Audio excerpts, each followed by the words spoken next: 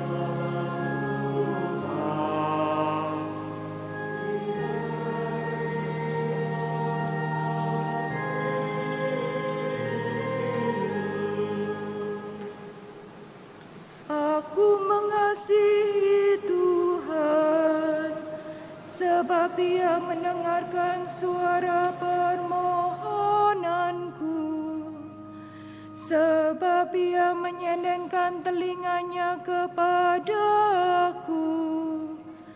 Maka seumur hidup aku akan berseru kepadanya.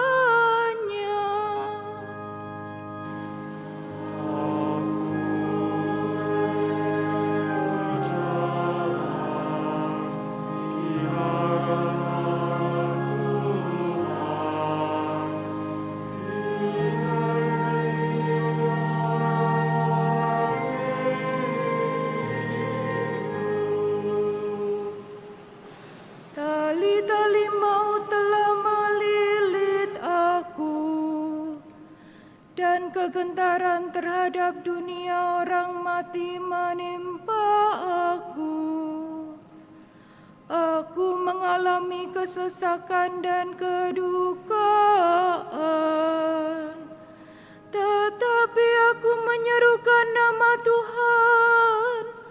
Ya Tuhan, luputkanlah kiranya aku.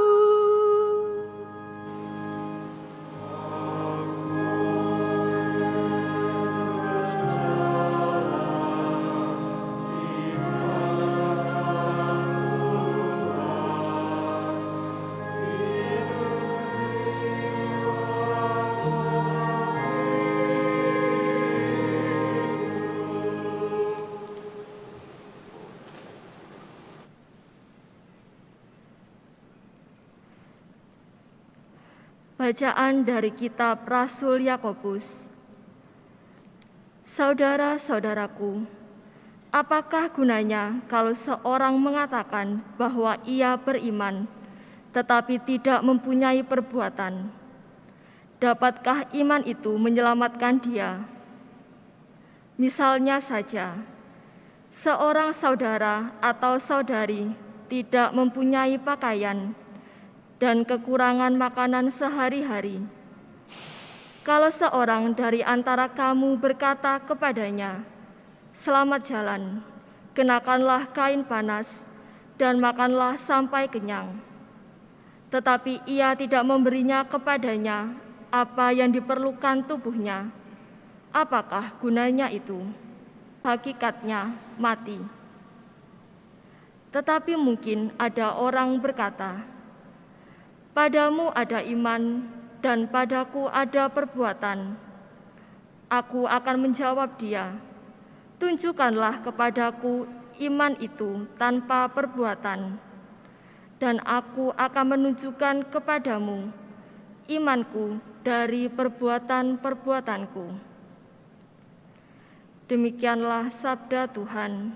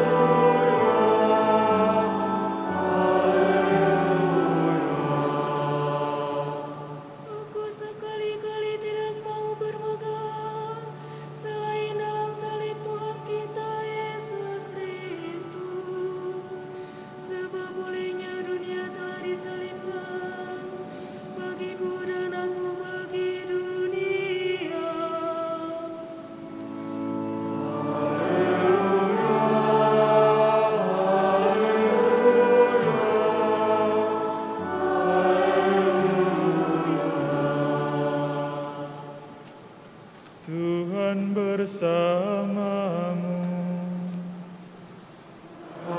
Muliakanlah Tuhan. Pada suatu hari, Yesus bersama murid-muridnya pergi ke desa-desa di sekitar Kaisarea Filipi. Di tengah jalan, Yesus bertanya kepada murid-muridnya, "Kata orang, siapakah aku ini?" Para murid menjawab, "Ada yang mengatakan Yohanes Pembaptis, ada juga yang mengatakan Elia, ada pula yang mengatakan seorang dari para nabi." Yesus bertanya lagi kepada mereka, "Tetapi menurut kamu, siapakah aku ini?" Petrus menjawab, "Engkau adalah Mesias." Lalu Yesus melarang mereka dengan keras supaya jangan memberitahukan kepada siapapun tentang Dia. Kemudian mulailah Yesus mengajar kepada mereka bahwa Putra Manusia harus menanggung banyak penderitaan. Ia akan ditolak oleh tua-tua, oleh imam-imam kepala dan ahli-ahli Taurat, lalu dibunuh dan bangkit sesudah 3 hari. Hal ini dikatakannya dengan terus terang.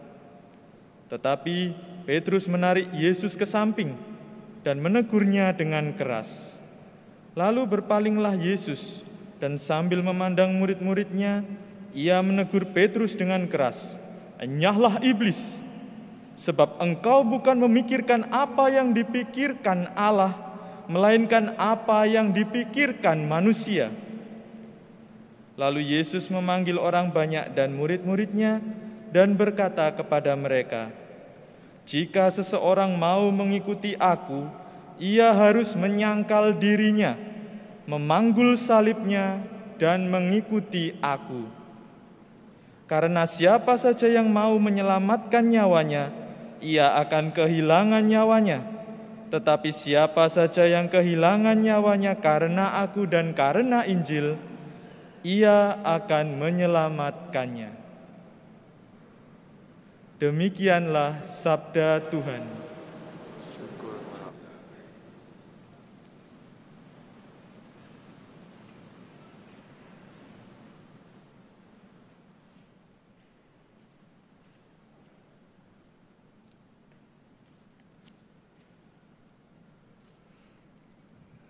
Saudara-saudari yang terkasih di dalam Tuhan, pernahkah Anda ditanya oleh anak Anda yang masih kecil ketika di rumah dipasang salib, kayu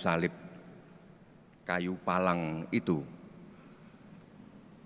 Saya ketika bertugas di Sidoarjo, pernah ada seorang anak SD diantar oleh ibunya ke pastoran karena ibunya tidak bisa menjawab pertanyaan anaknya. Anak itu bertanya, "Ma, kenapa di belakangnya Tuhan Yesus itu kok pakai tanda tambah?" katanya. Mamanya kaget. "Loh kenapa?" "Lah iya, Ma. Kenapa? Kok tidak tanda bagi, tanda tanya, atau tanda kurang, atau tanda lebih besar, atau tanda lebih kecil? Kok pakai tanda tambah?" Saya pun ditanya oleh mamahnya yang mau, "Ayo tanya Romo aja daripada engkel-engkelan gitu." Saya pun juga gelagapan ditanya seperti itu. Akhirnya spontan saya menjawab kepada anak itu, "Nyo, kenapa tanda tambah? Karena kamu kalau selalu percaya dengan Tuhan Yesus, selalu mencontoh Tuhan Yesus, semuanya akan ditambahkan ke kamu." Lalu anak kecil itu ngangguk-ngangguk. Entah mengerti atau pokoknya sudah dijawab. Tapi saudara-saudari, sejak itu saya pun terpikir terus, apa artinya setiap kali kita memandang salib Tuhan Yesus? Tuhan Yesus dipakukan di salib itu. Secara sederhana saya mengajak kepada Anda untuk memaknai salib pada hari ini. Ada tangan kanan yang terpaku, ada tangan kiri yang terpaku. Sesuatu yang positif tetapi dipakukan. Kita tidak bisa mengikuti apa yang bersama Yesus. Aku tidak menggunakan ego perasaanku sendiri, tetapi tetap memakukan diri ikut Yesus. Sebagai contoh, ada orang, sekarang tangan kiri dulu, yang negatif itu lebih gampang contohnya. Ada orang yang usahanya gagal, ada orang yang menderita, ada orang yang sungguh-sungguh bersedih dan sakit. Tapi mengapa dia menurut daging, menurut ego, adalah mengeluh, menyalahkan, marah, mengutuk, mengumpat, kecewa, itu adalah daging kita. Tapi daging itu karena aku ikut Yesus dipakukan. Yang muncul adalah meskipun situasi sangat negatif, aku tetap bersyukur, tetap memuji Tuhan, tetap berbuat baik. Pada saat kita misalnya sedang gagal, pada saat kita sedang dihina karena kedaginganku disalibkan bersama Yesus, bagaimana orang itu tetap tegar, tetap tabah, tetap tersenyum pada orang yang menyebabkan kegagalan itu? Itu tangan kiri. Tangan kanan, sesuatu yang positif. Pada saat kita untung besar, pada saat kita ini mendapatkan kenaikan jabatan, tetapi tubuh kedaginganku kusalibkan bersama Yesus dan aku tetap rendah hati. Aku tetap suka berbagi, meskipun aku sudah menjadi pejabat hebat, karena aku asisten imam, karena aku pengurus di lingkungan, maka aku tetap melayani dengan rendah hati, tidak mengandalkan jabatanku, tidak mengandalkan kehebatanku, tidak. Aku rendah di hadapan Tuhan, aku melayani Tuhan. Saya ingat ada seorang ahli teologi, dia seorang awam yang pernah menerjemahkan dokumen Konsili Vatikan II untuk pertama kalinya ke bahasa Indonesia. Saya pernah bertemu dia datang dalam doa pendalaman iman di lingkungannya. Dan dia seperti umat yang lain tetap rendah hati, tidak mendebat yang lain meskipun dia tahu banyak tentang kekatolikan. Tapi dia tidak mendebat, tidak memamerkan keunggulannya, kepintarannya.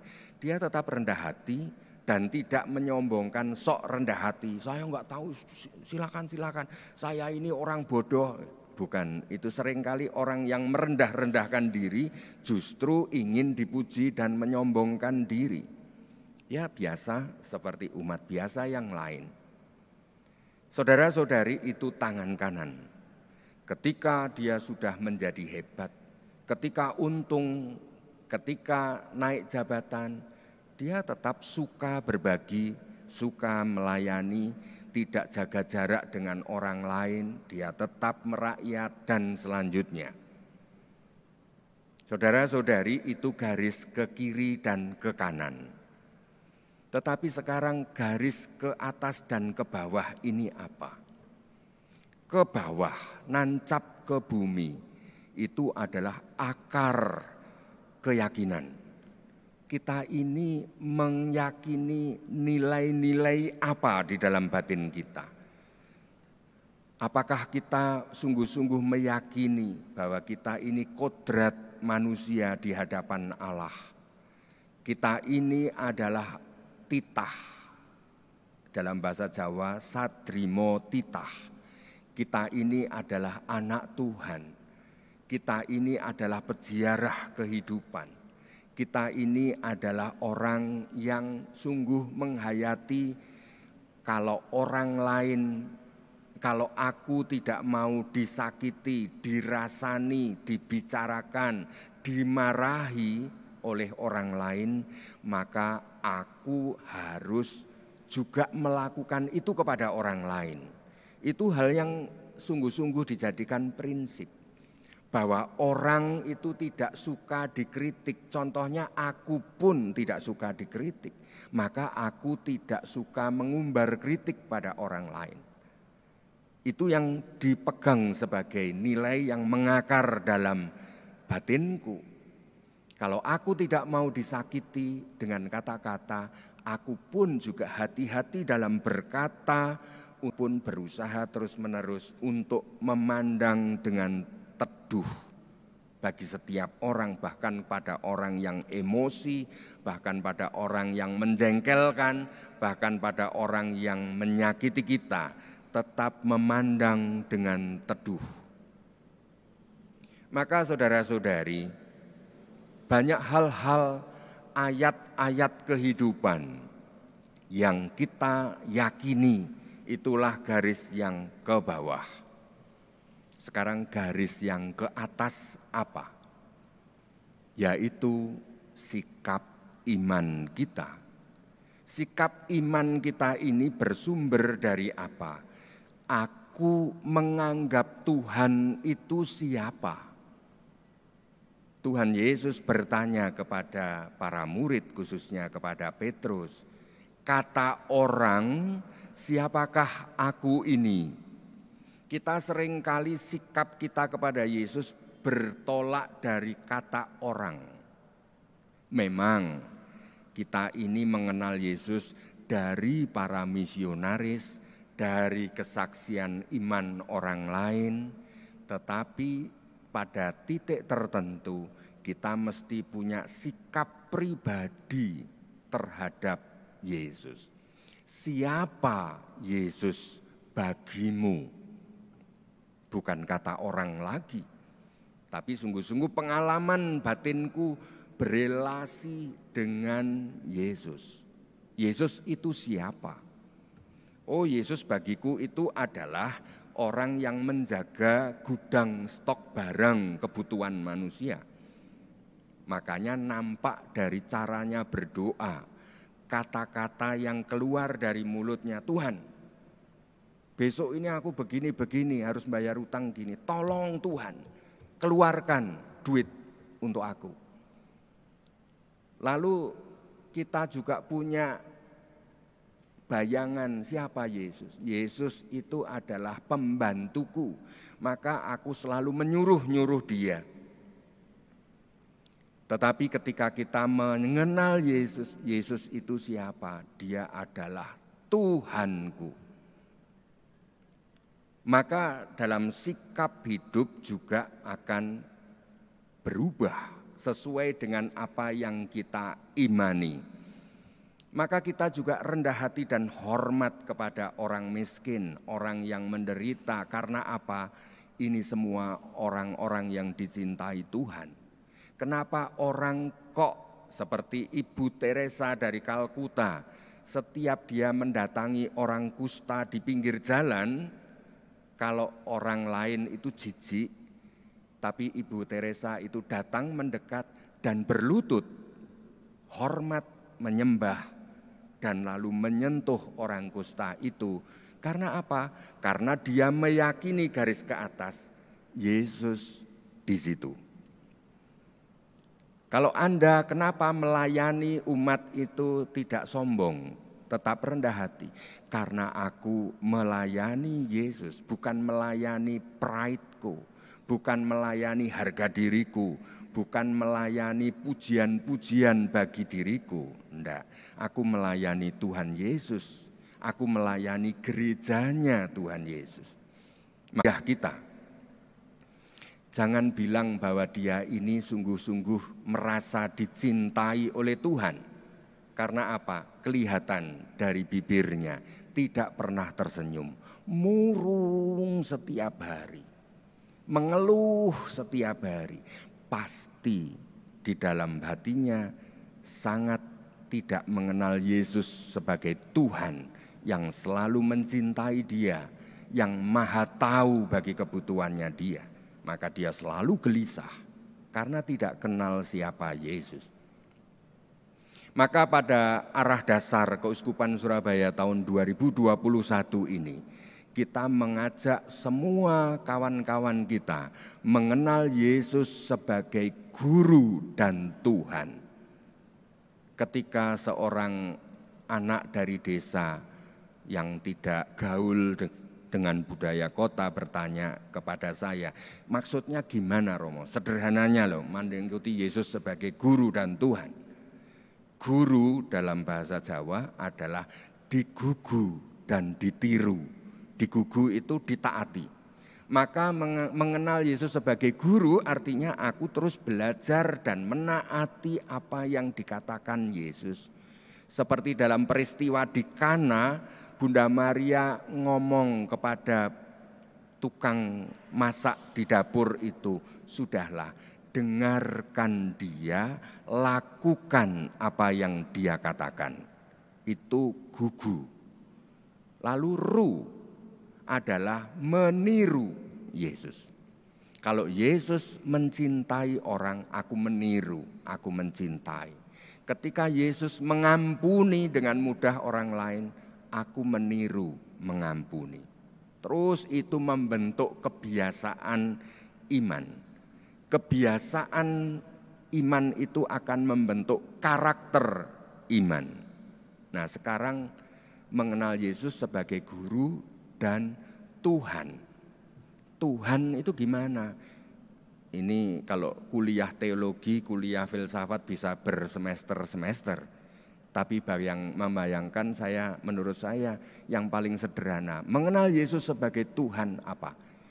Dialah satu-satunya yang membuat hidupku bertahan. Tuhan, satu-satunya, tidak ada yang lain yang membuat aku bertahan untuk setia. bertahan untuk mencintai pasanganku yang banyak mengecewakan. Satu-satunya yang membuat aku bertahan untuk sabar terhadap kesalahan orang lain. Satu-satunya yang membuat aku tahan di dalam memanggul salib di dalam kehidupan. Akhirnya saudara-saudari, ketika Petrus ditanya, Petrus, menurut kamu siapa aku?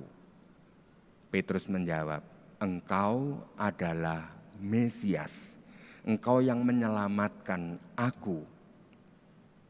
Lalu Tuhan Yesus, tapi jangan kamu omong-omongkan tok. Ini mengenal Yesus itu bukan masalah omongan. Meskipun Romo ini bisa ngomong yang baik-baik tentang Tuhan Yesus, lihatlah perbuatannya. Masalah iman adalah bukan masalah omongan, tetapi masalah perbuatan. Iman tanpa perbuatan mati, kosong, gong yang hanya bergemerincing. Santo Paulus memang mengatakan kepada jemaat di Roma, iman tanpa iman tidak diselamatkan. Tetapi di dalam surat Galatia dan surat Yakobus, iman tanpa perbuatan mati. Marilah saudara-saudari tunjukkan bahwa kita ini mengenal Yesus dan memperkenalkan Yesus bukan dengan omongan, bukan dengan berdebat menang-menangan, ilmu teologi, bukan, tapi dengan perbuatan kasih. Amin. Marilah kita berdiri, kita teguhkan lagi iman kita yang sering rapuh dan bimbang. Bersama para rasul kita mewarisi pokok-pokok iman. Kredo singkat. Aku percaya akan Allah,